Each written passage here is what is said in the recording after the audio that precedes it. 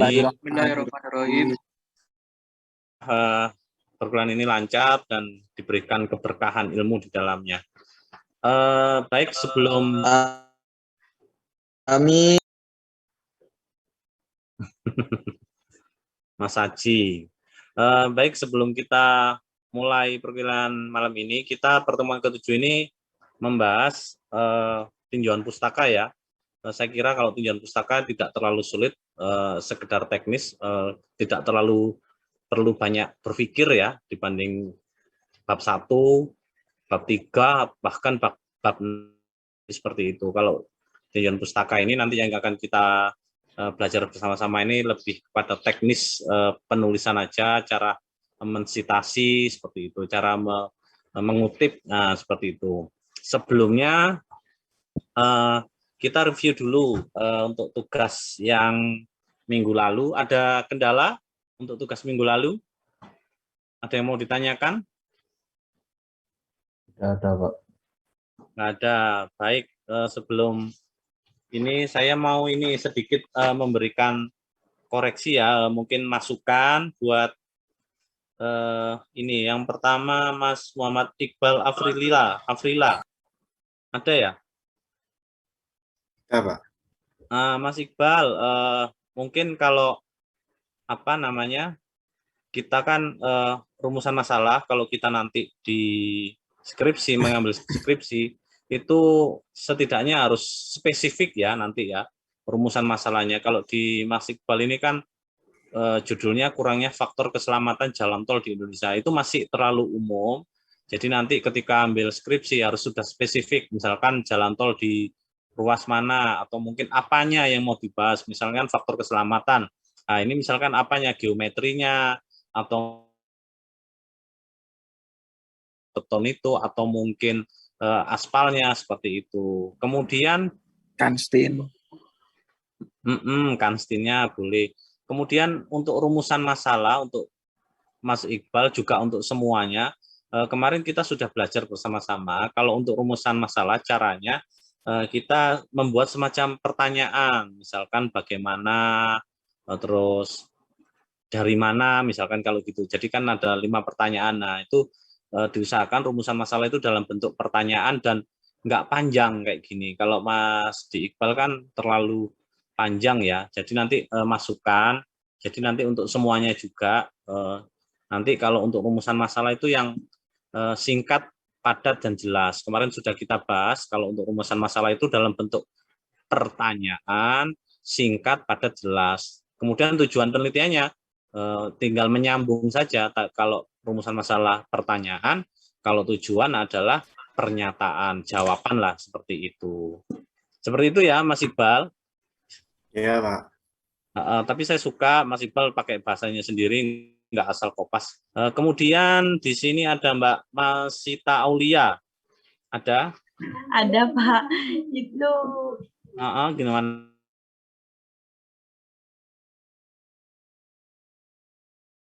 yang pas ngeh kalau temanya aja, kalau teknik sipil itu baru ngeh pas udah dikumpulin gitu, Pak. Jadi nanti nggak apa-apa Mbak Masita, di sini kita tidak ada yang benar atau salah, terus kita sama-sama belajar, asal jangan asal kopas ya. Kemarin ada di kelas lain itu dia benar-benar kopas dari temennya gitu, karena linknya itu ada, terus dia dikopas tinggal diganti namanya, diubah sedikit. Nah kalau kita kan kalau dosen-dosen itu biasanya peka gitu, mana yang kopas mana enggak.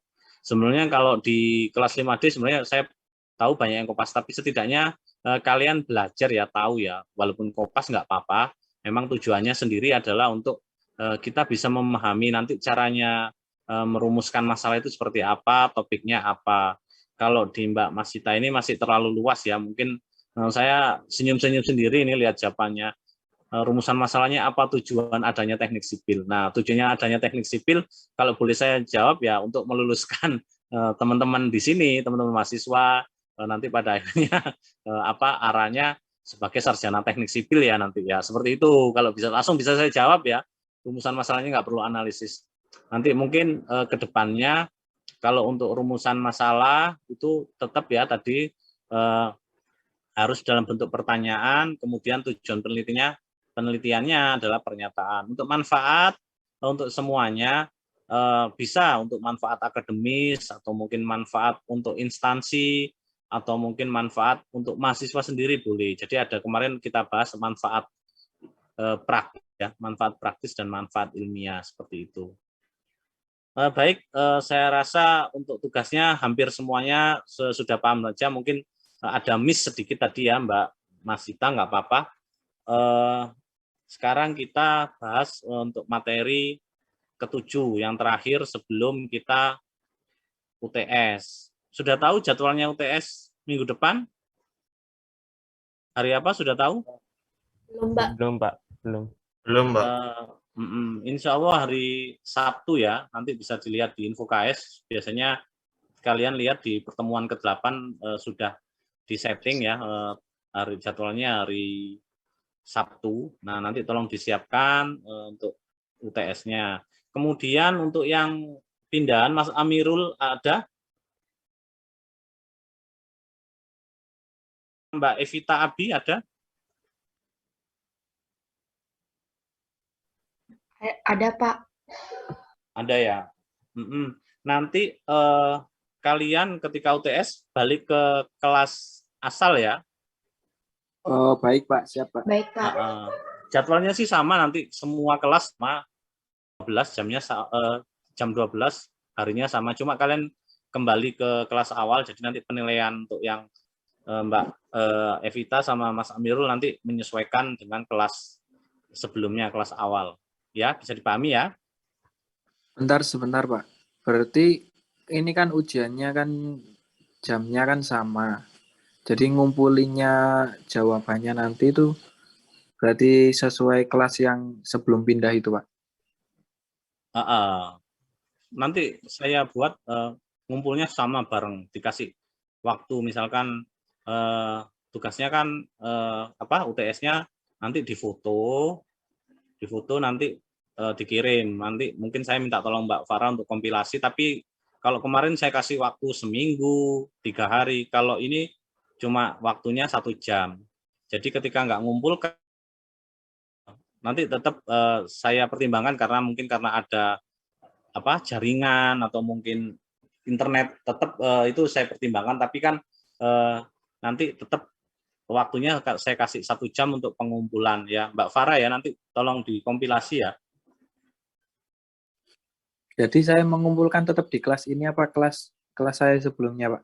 Kelas sebelumnya. Oh baik Pak, terima kasih. Mas Amirul di kelas apa ya? Ya sebelumnya. Iya kelas A Pak. Kalau Mbak Evita kelas B ya? Iya, Pak, kelas B. Nanti balik ke kelasnya khusus untuk UTS sama UAS, nanti balik ke kelasnya awal ya, kelas A dan B ya. Ada Baik, yang mau Pak. ditanyakan? Jelas ya, nanti saya nanti juga pengumpulan nilainya itu apa, ketika nanti sampai akhir nanti UTS-nya nilainya berapa, juga berdasarkan kelas awal. Jadi biar kalian juga nggak bingung, saya juga nggak bingung, sama-sama enak. Ya. Oke, kalau cukup jelas, nanti mungkin saya kasih pengumuman nanti di grup WA kalau untuk teknisnya nanti seperti apa, tapi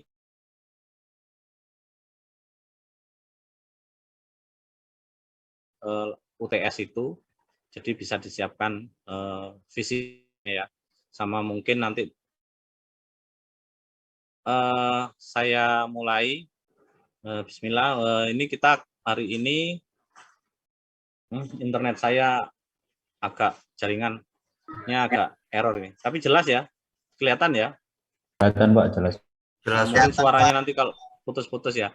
Nah ini yang seperti yang saya sampaikan tadi, kalau kita di tinjauan pustaka di bab 2 nanti ketika kalian skripsi sebenarnya nggak sulit, tapi yang paling utama yang perlu digarisbawahi itu nanti ketika kalian ambil tinjauan pustakanya, yang paling pertama adalah relevan dengan permasalahan penelitian kalian ya. Jadi karena kalian ingin mengejar jumlah halaman yang tebal, nah skripsi yang tebal, masukin aja semua tinjauan pustaka. Nah nanti nggak jaminan juga skripsi yang tebel itu dapat nilai bagus, itu nggak jaminan. Justru yang paling utama adalah isinya nanti seperti itu. Jadi nanti ketika kalian bab 2 tinjauan pustakanya itu harusnya yang sesuai atau relevan, punya hubungan, punya keterkaitan. Apa sih tinjauan pustaka itu? Ya meninjau kembali sih pustaka-pustaka yang terkait, bisa artikel, bisa review, bisa buku, dan seterusnya.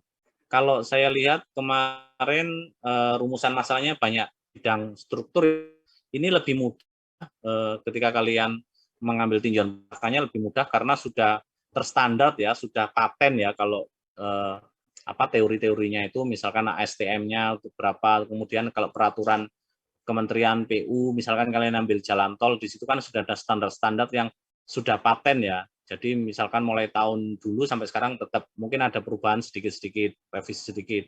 Nah kalau ambil misalkan lingkungan, nah dia itu kan berkembang ya, lingkungan itu kan semakin berkembang. Jadi ada penelitian baru. Nah kalau saya lihat kemarin karena banyak yang ambil struktur, nanti ini lebih mudah seperti itu. Apa sih manfaatnya tinjauan pustaka? Banyak. Yang pertama, mengkaji sejarah permasalahan. Misalkan kalian ambil baja, kemarin ada yang ambil baja atau beton ya. Nah, sejarahnya permasalahan beton itu dari dulu itu seperti apa sih? Nah, kalian bisa belajar dari situ. Nanti teorinya, koefisiennya berapa, kekuatannya berapa, penelitian. Misalnya ini tentang tinjauan teori tentang prosedur penelitian yang sudah itu di jurnal itu, eksperimentasi, metodenya seperti apa, prosedurnya seperti apa, langkah-langkahnya seperti apa. Nah, itu nanti ketika kalian terapkan aplikasi di skripsi kalian lebih mudah gitu. Seperti itu. Yang ketiga, mendalami landasan teori yang berkaitan dengan permasalahan. Otomatis ya, landasan teori ini yang punya kaitan dengan permasalahan yang akan kalian ambil. Kemudian yang keempat, mengkaji kelebihan dan kekurangan hasil penelitian terdahulu.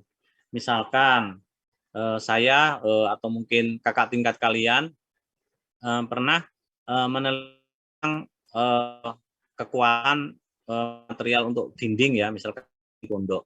Nah, itu ternyata punya kelebihan. Kelebihannya apa? Misalkan bahan bakunya lebih murah dibanding dengan mungkin batu bata atau mungkin hebel ya, bata ringan seperti itu. Tapi dia ternyata punya kekurangan. Nah disitulah nanti tinjauan pustaka kita mainkan gitu. Jadi kita tahu ternyata dari teori-teori, dari literatur itu kita bisa tahu penelitian yang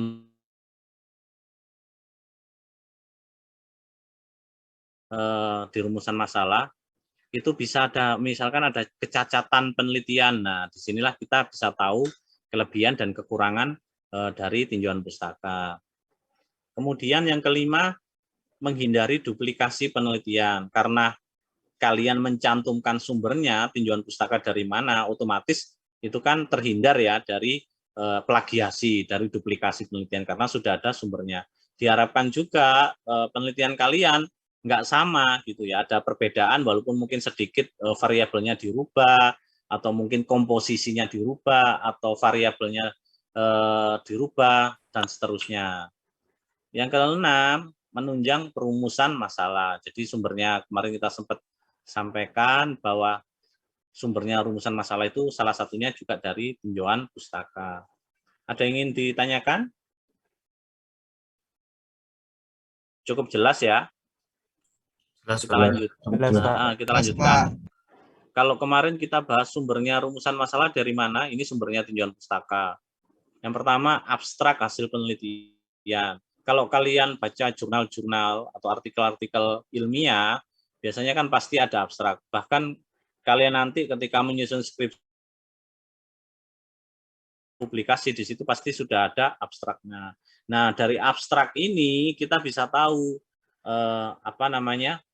topik penelitiannya itu seperti apa sih, mulai latar belakang, terus tujuannya, kemudian sampai kira-kira pakai analisa apa sampai kesimpulan, itu biasanya termaktub dalam abstrak. Jadi kalau kalian nanti punya tugas misalkan mereview artikel atau jurnal, kalian lihat abstraknya aja. Oh ini yang cocok, oh ini enggak, oh ini cocok, ini enggak. Kalau di S2 ya, biasanya kita disuruh review jurnal itu misalkan 10 jurnal. Nah, seperti itu. Nah, karena zamannya sekarang zaman internet ya, zamannya informatika. Jadi sekarang ada punya kayak program-program yang bisa kita mereview jurnal seperti apa. Jadi otomatis, oh ini topiknya apa, topiknya apa, topiknya apa. Jadi kita nggak harus membaca keseluruhan, tapi kita bisa tahu dari abstrak itu seperti apa. Tadi abstrak, kemudian indeks. Nah, indeks ini kayak daftar itu ya, daftar judul dan mungkin nanti topiknya apa seperti itu. Ini review, kemudian jurnal, ada buku referensi, terus internet. Mungkin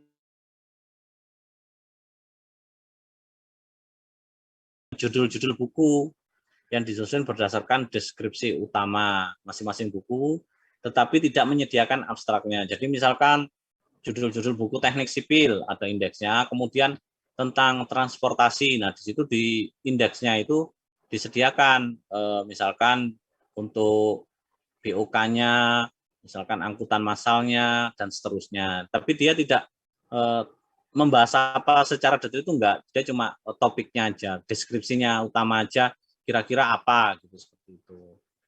Ini contohnya di indeks itu, misalnya indeks internet akan ditampilkan sebagai berikut. Nah, bagian kepala berita internet, proxy server. Jadi misalkan kalau tadi yang sempat saya bilang tadi teknik sipil atau mungkin transportasi, nanti misalkan angkutan massal dan seterusnya. Ini contoh. Kemudian kalau review, pernah ya kalian pasti pernah baca review dari, mungkin kalau lebih umum ya, review-review novel. Nah, misalkan dulu kalau sekarang novel, saya kurang tahu ya kalau sekarang, kalau zaman saya dulu banyak yang mereview buku-buku tentang Lord of the Ring, misalkan seperti itu. Mungkin review buku tentang Harry Potter. Nah, itu di sini itu kita mensintesis ya, kayak merangkum atau mungkin apa istilahnya, meresum ya, buku yang pernah ditulis dalam suatu periode waktu tertentu. Tulisan disusun berdasarkan topik dan isi. Misalkan novel tadi, misalkan tentang Lord of the Ring.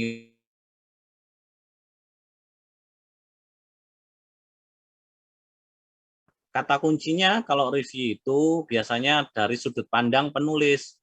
Nah, biasa mereka memberikan perbandingan. Oh, buku Lord of the Ring dengan buku Harry Potter ini ada kesamaan. Oh, ada perbedaannya sini. Punya sama fiksi, tapi dia bisa menghadirkan keseruan, ketegangan. Nah, itu kan bahasanya penulis seperti itu. Bahkan dia juga bisa mengkritik terhadap buku atau karya yang direview oleh yang bersangkutan. Misalkan kritiknya penamaan tokohnya atau mungkin pendalaman karakter di buku tersebut, misalkan kurang dalam, misalkan. Kemudian alurnya terlalu lama, nah bisa seperti itu, bisa dikritik. Nah, kemudian kadang penulis review juga memberikan kesimpulan alternatif, nah dari sudut pandang dia, yang tujuannya dari buku yang dibacanya. Misalkan tentang Lord of the Ring tadi, si penulis review ini dia membuat pandangan kalau di sebelum itu ada ininya ya, sequelnya ya, prequel ya, waktu itu kan belum ada prequel, dia memberikan pandangan bahwa ini harus bagusnya nanti dikasih prequelnya, gimana sih asal usulnya para jagoannya, misalkan seperti ilmiah. Nah, itu boleh saja dia memberikan masukan, misalkan atau mungkin kritik atau kesimpulan bahwa ternyata di angkutan massal Malang Jombang ini penumpangnya sudah terlayani dengan baik, padahal di jurnalnya itu ditulis ditulis atau kesimpulannya belum terlayani. Nah, boleh mereview dengan bahasa dia sendiri seperti itu. Ini kalau di film juga banyak review tentang film, dia berisi kritikan atau mungkin pujian dan seterusnya. Tapi biasanya nggak bisa dipakai sebagai sumber literatur karena ini berisi sudut pandang yang lain gitu. jurnal. Nah, ini berisi tulisan-tulisan dalam satu bidang disiplin ilmu yang sama. Misalnya ilmu manajemen dalam ilmu ekonomi atau teknik informatika dalam ilmu komputer. Jadi jurnal itu nanti misalkan kalau ilmu manajemen, klasifikasi manajemen dari ilmu ekonomi. Jadi ada jurnal eksakta atau ada jurnal sosial seperti itu. Kegunaan utama jurnal ialah dapat digunakan sebagai sumber data sekunder. Nah, ini perlu digarisbawahi ya, bisa digunakan sebagai sumber data sekunder. Kalau kalian kemarin tugasnya itu mencari data primer lah, istilahnya turun ke lapangan seperti apa sih. Nah, ini jurnal dipakai sebagai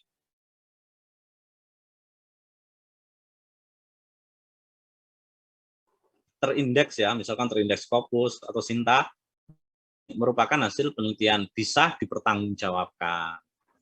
Kita juga dapat menggunakan tulisan di jurnal sebagai bahan kutipan untuk referensi dalam penelitian kita sebagaimana buku-buku referensi. Jadi boleh ya nanti mengutip dari jurnal ilmiah, kalau bisa sih jurnal internasional ya, bagus yang setidaknya terindeks Scopus 1 atau 2 gitu.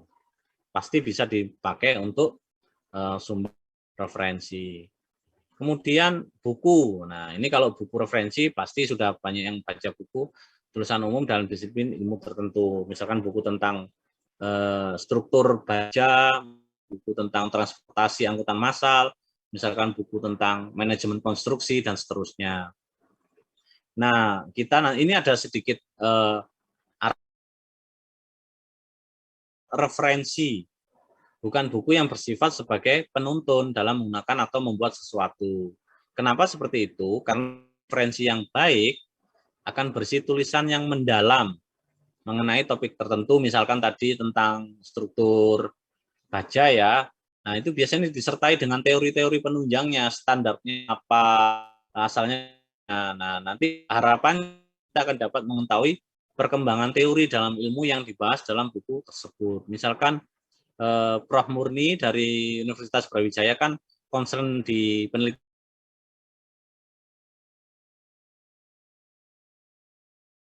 bambu itu seperti apa, dari jurnal-jurnal yang lain, dari bukunya Prof. Murni kita bisa tahu seperti itu. Ini saya break dulu ya 10 menit karena masih adzan. Nanti saya kembali 10 menit lagi ya. Baik, Pak. Ya, Pak. Ya, terima kasih. Baik, Pak.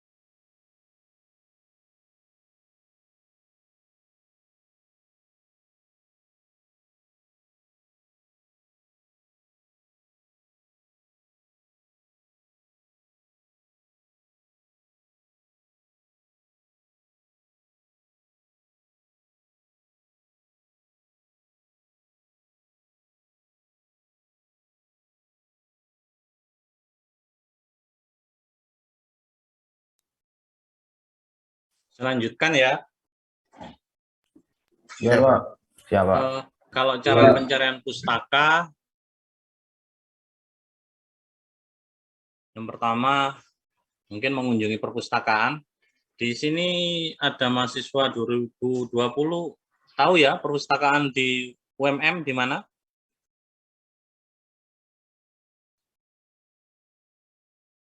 Yang angkatan 2020? Tahu, Pak. Tahu ya, sudah ya, mungkin pernah kampus tour ya, mungkin tahu ya, mungkin belum sempat ke kampus, nanti bisa dilihat banyak koleksi buku di perpustakaan kita, balik yang sifatnya buku hard copy maupun soft copy itu banyak, juga e-booknya juga banyak. Kemudian kita juga bisa ke tempat-tempat sumber informasi, misalkan di BIG, Badan Informasi Geospasial, misalkan kita akan membahas tentang misalkan daerah aliran sungai, karena kan sekarang lagi marak diperbincangkan ya kemarin bencana banjir kemarin. Nah, orang mulai berpikir untuk merencanakan mitigasi bencana. Nah, salah satu cara sumbernya untuk mitigasi bencana banjir terutama atau longsor, nah itu kita bisa memanfaatkan data dari BIG. Kemudian juga BPS, misalkan karena kita misalkan jumlah penduduk nanti di daerah aliran sungai itu seperti apa sih nanti kalau di kalian main di Kota Lama atau Jodipan, di situ kan memang rumah-rumah penduduk itu hampir di daerah aliran sungai ya. Sebenarnya kan nggak boleh, standarnya nggak boleh, tapi karena mungkin faktor ekonomi, kemudian faktor sudah lama di situ, jadinya rumah-rumahnya mepet dengan sungai. Nah, nanti itu bisa kalian manfaatkan data di BPS, misalkan jumlah penduduk di situ, misalkan 5 tahun terakhir. Nah, nanti bisa diproyeksikan, bisa dianalisa, nanti 5 tahun ke depan itu seperti apa, atau bahkan menjadi ramai, bahkan nanti persil-persil rumah yang ada di daerah aliran sungai itu mungkin nanti akan semakin bertambah dan malah membuat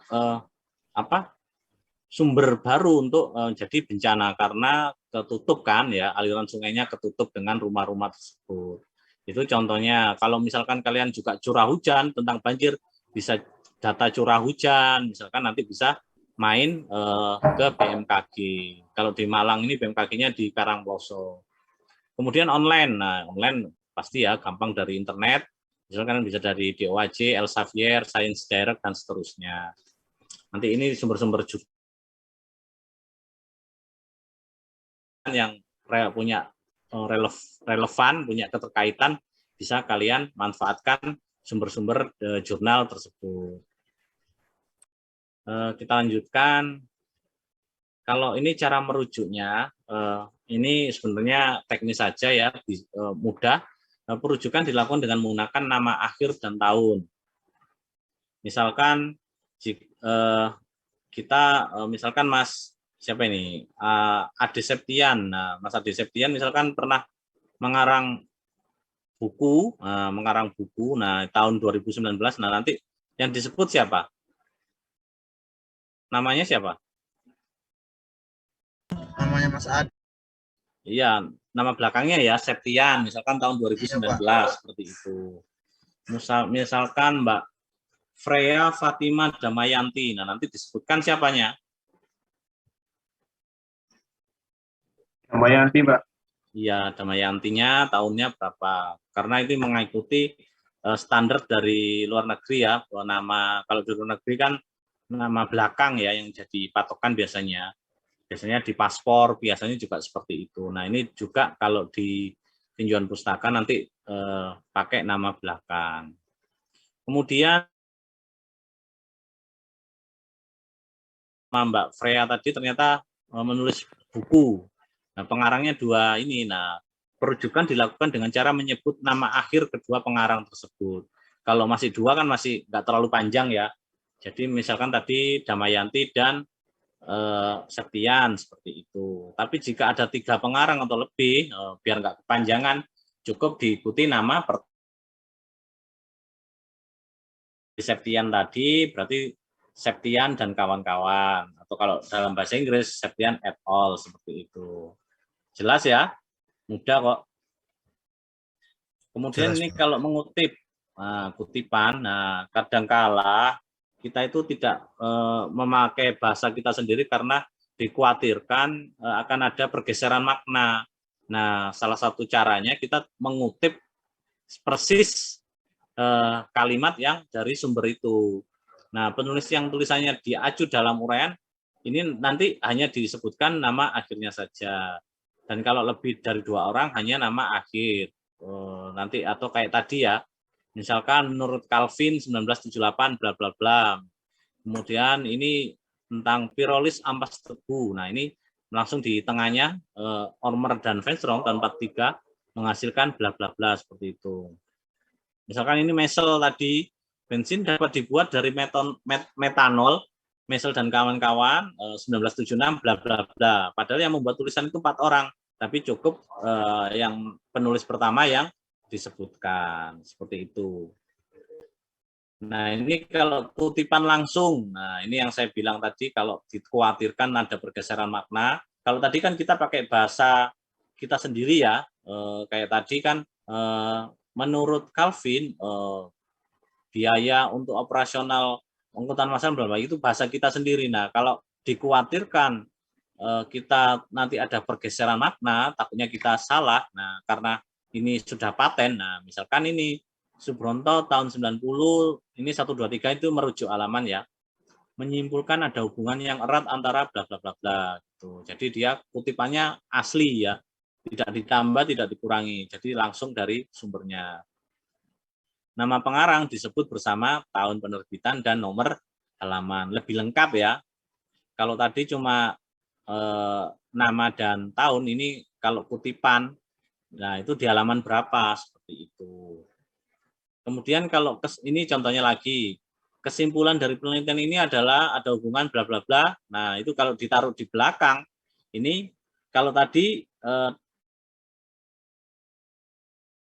tahunnya dan halaman. Tapi kalau nanti ditaruh di belakang, tanda kurungnya mulai pengarangnya ya. Nah seperti ini. Jelas ya perbedaannya? Kalau di depan dia dalam kurungnya tahunnya dan halaman. Kalau di kesimpulan misalkan ditaruh di belakang, jadinya dia tanda kurungnya mulai pengarang. Nah ini ada tanda kutip di dalam tanda kutip. Nah misalkan nomor 3 ini contohnya. Kesimpulan penelitian ini adalah terdapat kecenderungan semakin banyak campur tangan pimpinan perusahaan, semakin rendah tingkat partisipasi karyawan di daerah perkotaan. Nah, ini karena kita tidak ingin merubah maknanya ya. Campur tangan di sini kan bisa positif, bisa negatif. Nah, ini menyesuaikan dari penulisnya. Jadi biar tidak ada perbedaan makna. Jadi kita cantumkan semuanya. Jadi kalau ada kutipan, nah itu kutipannya 2 kali ya, kutipan ganda dan kutipan tunggal. Jelas kok, tapi ini jarang biasanya kalau di penelitian sosial yang ada kutipan dalam kutipan, karena ini kan maknanya rancu ya, maknanya bisa double. Nah kalau campur tangan ini maksudnya apa? Ada yang konteksnya bisa nanti konotasinya negatif.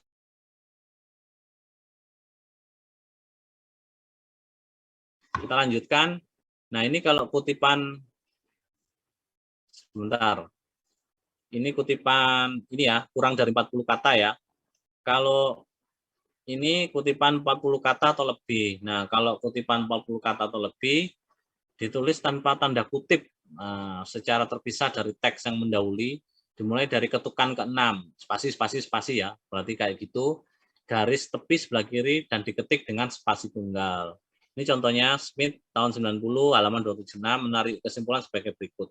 Nah, seperti ini, the placebo effect, bla bla bla bla, seperti itu. Jelas ya? Jelas, Pak. Nah, ini kalau kutipan yang sebagian dihilangkan karena kutipannya panjang dan yang keterkaitan yang kalian ambil, yang ingin kalian ambil itu cuma beberapa kalimat saja yang penting. Nah, boleh seperti itu. Jadi diambil yang penting, nanti bla bla bla dilanjutkan lagi. Jadi kutipan yang lain dihilangkan, nggak apa-apa. Nah, caranya Jika ada kalimat yang dibuang, maka kalimat yang dibuang diganti 4 titik. Jadi semua pihak yang terlibat di pelaksanaan pendidikan di sekolah, nah ini kan bla bla bla, nah dikasih titik. Contohnya ini juga gerak manipulatif bagian tubuh lain, nanti dikasih titik 4. Nah, kalau nama pengarang, nah ini yang tadi, kalau disebutkan pertama, terpadu ya berurutan. Nah, ini tadi kalau disebutkan di pertama, tanda kurungnya tahunnya saja dan halaman. Tapi kalau di belakang, tanda kurungnya semuanya ya, mulai pengarangnya. Jelas ya? Jelas, Pak. Insya Allah jelas, Pak. Kalau di depan seperti itu. Nah, ini kalau penulisan daftar pustaka, kalau tadi di laporan kalian cukup, kalau pengarangnya lebih dari 2 ya, 3 atau 4, kalian cukup penulis pertamanya yang kalian sebutkan. Tapi kalau di daftar pustaka harus semuanya ya. Jadi Misi, McLaughlin ini ya, dan seterusnya, tidak boleh hanya misal dan kawan-kawan. Jadi harus lengkap kalau di penulisan daftar pustaka. Ini sumbernya dari Ismail Rasulullah, kalian bisa baca di internet juga. Mungkin itu materi untuk hari ini, nggak banyak pinjam pustaka. Ada yang ingin ditanyakan? Sampai sini ada yang mau ditanyakan? Belum. Itu gimana? Untuk kisi-kisi UTS Belum. sendiri itu kayak gimana ya Pak ya? Kisi-kisinya ya yang pernah kita bahas di materi kuliah ini. Kisi-kisinya gampang kok Mas, nanti UTS-nya ya. Kembali ke tinjauan pustaka. Misalkan kalian nanti dihadapkan pada sebuah artikel ya, atau jurnal, karena tadi ini nggak ada yang tanya, saya yang tanya sekarang. Kalau misalkan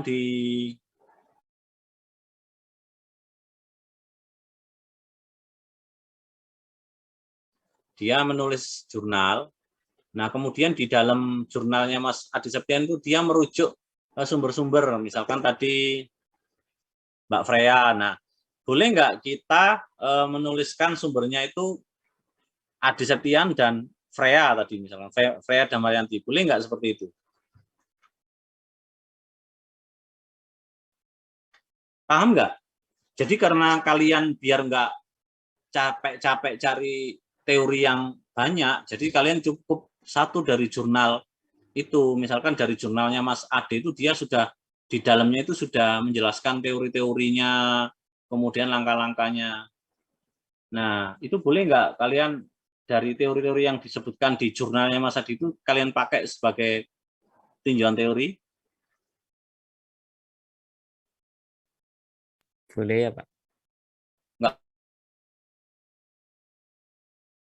Baca, misalkan tadi Mas Adi Septian itu sumbernya jurnalnya Mas Rifki ya. Dia menyatakan di dalam jurnalnya ini, kesimpulan yang saya dapat dari penelitian Rifki, bisa disimpulkan bahwa kekuatan daya tekan baja bla bla bla gitu. Nah, sampai karena kita nggak mau ribet cari jurnalnya Mas Rifki, nah kita ambil aja itu dari daftar pustakanya Mas Ade, itu kan sudah lengkap. Nah, di situ nggak boleh ya seperti itu ya, ada kode etiknya. Jadi sampean harus baca jurnalnya Mas Rifki juga gitu. Jadi sumbernya dari mana? Jadi seperti itu, harus kalian tahu jurnalnya sumbernya dari mana. Jadi nggak boleh sumber sumber literatur dalam literatur seperti itu. Jelas ya? Jelas, Pak, jelas. Seperti itu. Misalkan sumbernya tadi buku kita kan buku ajarnya kan pakai Muhammad Nasir. Nah, di situ dia mengungkapkan teori-teori tentang metode penelitian. Nah, karena saya biar cepat, saya ambil aja dari daftar pustakanya. Oh, ini daftar pustakanya ini. Tahunnya ini kan sudah jelas.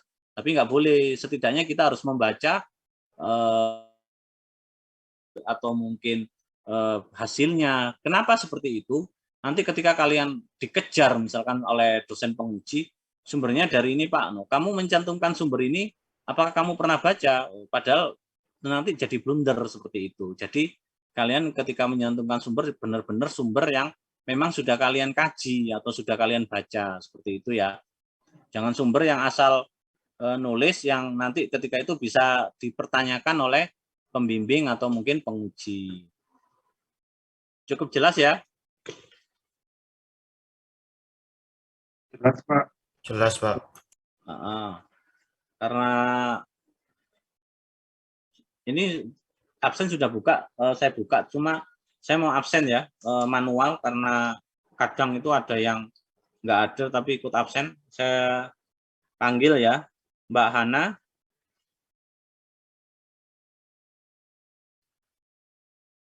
Mbak Hana, nggak ada. Sarip Epidila.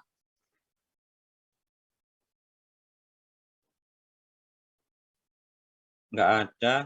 Sukma Aji Lesmana.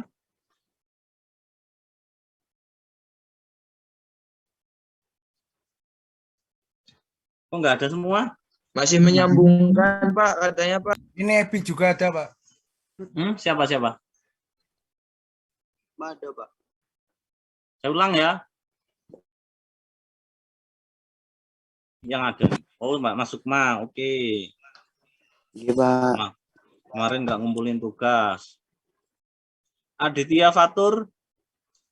Ada, Pak, ada. Muhammad Alfisyah. Hadir, Pak. Kemal Dewa Hutomo. Hadir, Pak. Alfredi Firmansyah. Hadir, Pak. Semangat ya. Rifki Salam. Hadir, Pak. Farah Antika. Hadir, Pak. Muhammad Rizky. Cuti ya, beneran cuti nih kayaknya, nggak pernah hadir. Ferdian Dava. Hadir, Pak, hadir. Derli Dita. Hadir, Pak. Muhammad Ilham. Hadir, Pak.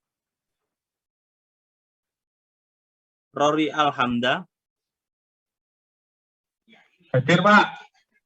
Ini juga kemarin nggak ngumpulin tugas. Nudia Amburika. Hadir, Pak. Nggak mau kalah ya sama yang cowok ya. Semangat. Muhammad Rehan. Hadir, Pak. Muhammad Ali Akbar. Nggak ada. Muhammad Gali Raka. Nggak ada. Neoris Giga. Hadir, Pak.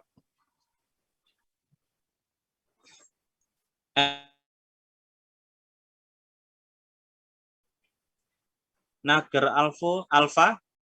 Hadir, Pak. Aditya Hermawan. Hadir, Pak. Nggak ngumpulin tugas juga kemarin. Haji Rokib. Saya, Pak.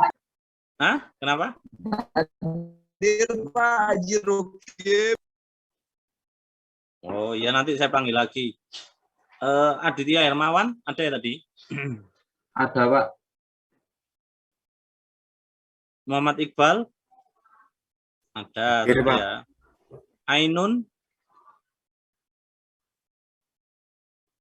Ainun Trimulyani. Hadir, Pak. Siti Nurhalisa. Hadir, Pak. Oh, hadir ya, nggak konser ya. Gebi Alfionita. Hadir, Pak.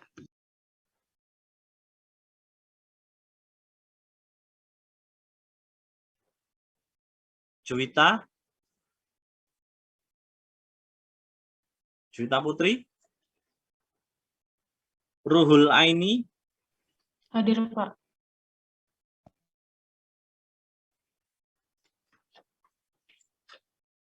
Anissa. Hadir, Pak. Ahmad Fauzi. Muhammad Fasyah. Hadir, Pak. Rizky Awaludin. Hadir, Pak. Nurlita,